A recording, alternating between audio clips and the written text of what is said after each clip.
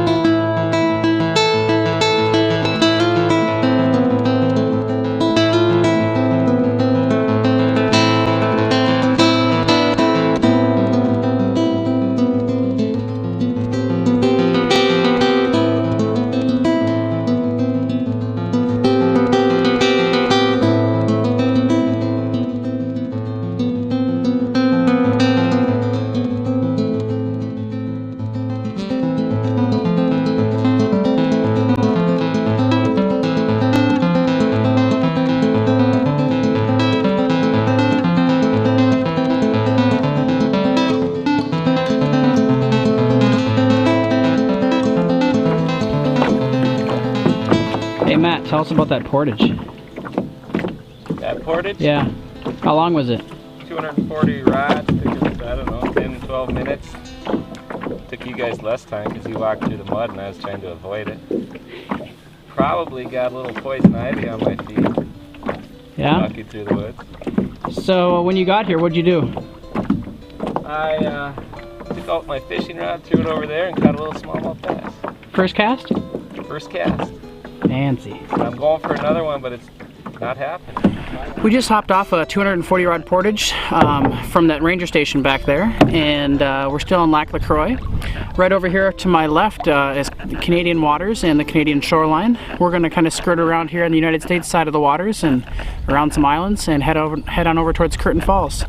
Still a beautiful day out. We're going to grab a little snack, I think, while we're paddling and just kind of enjoy the sights. I'll do a little pan around here so you can kind of see what it looks like.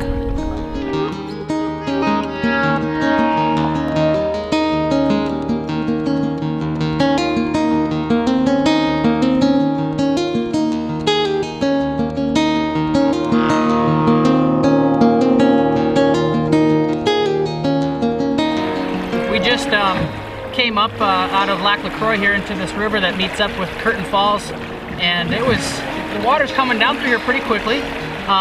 Jim and Matt up in the lead boat came across, and they were trying to cut across the current there, and it got a little wobbly. So if you come through this area, be careful. We just hopped out of our boat and just pulled it around the end of the quick water here, and it's kind of slow back in the back area here, so we can paddle up to the portage that we can hike up to see Curtin Falls. So just wanted to give you a heads up on that, and be safe when you're out here. If you're ever concerned, just make sure you have your life jacket on. That's always a good thing to do. We are landed at the 140 rod portage that gets us up to Curtin Falls, and you can see it back over here behind us. We're going to take that trail and be looking at the falls here shortly. Once we got around that little rapid area that I talked about earlier, it was fine paddling over here, no big deal. And we're going to leave our boats here and just hike over there real quick to take a peek.